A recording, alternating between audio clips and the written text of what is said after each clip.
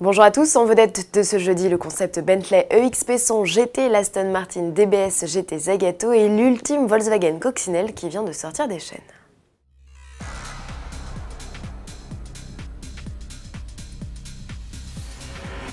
Bentley a 100 ans, à anniversaire exceptionnel, modèle marquant, le constructeur britannique s'est lancé dans la création d'un concept qui incarne le futur de la mobilité.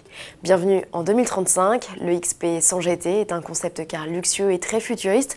Néanmoins, question style, le vaisseau de 5,80 m de long puise un peu son inspiration dans certaines créations passées. La R-Type pour les hanches ou encore la Bentley Bauer pour les optiques rondes. La large calandre, tout comme la statuette au bout du capot, ont la particularité de s'éclairer à l'approche du conducteur.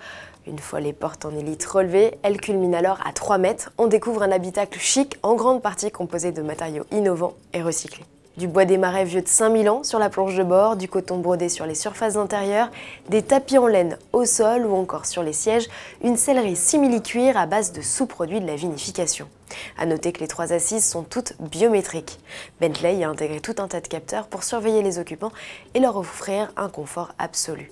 Le conducteur pourra lui choisir de confier le volant à l'intelligence artificielle. Qui dit futur dit aussi énergie alternative. Bentley mise sur 4 moteurs électriques pour animer sa GT. Pas de puissance annoncée, mais un couple de 1500 Nm et des performances de tout premier ordre. Le coupé de près de 2 tonnes réclame moins de 2 secondes et demie pour passer de 0 à 100 km/h. La VMAX est annoncée à 300. Dans ce châssis fait de fibres de carbone et d'aluminium léger, Bentley a inséré les batteries lithium-air dont le potentiel est 5 à 10 fois supérieur aux accus lithium-ion. Il sera ainsi possible de récupérer 80% de la charge en seulement 15 minutes. Quant à l'autonomie, il serait possible de parcourir jusqu'à 700 km. Le futur à la sauce Bentley vous fait-il rêver? On attend vos commentaires. Luxe et exclusivité toujours avec ces nouvelles images plus concrètes de la DBS GT Zagato. Jusqu'ici, nous n'avions eu le droit qu'à des croquis. La patte du carrossier italien est facilement reconnaissable sur la sportive élaborée à partir d'une DBS Super Leggera. On retrouve la calandre béante, le toit carbone à double bossage et à l'arrière, les ferrons. Sous le capot, la DBS GT Zagato fait toujours confiance au V12 biturbo de 725 chevaux de l'Aston Martin. Pour mémoire, la DBS GT ne sera vendue qu'en duo avec la DB4 GT Zagato Continuation, réédition d'un modèle des années 60. Prix de la paire, plus de 6,5 millions d'euros, arrivée prévue en 2020. Clap de fin pour la Coccinelle, cette fois la carrière de l'iconique Cox est bel et bien finie. Le dernier modèle vient de sortir des chaînes de l'usine de Puebla au Mexique. L'exemplaire en question, une édition d'énigme, va finir ses jours au musée.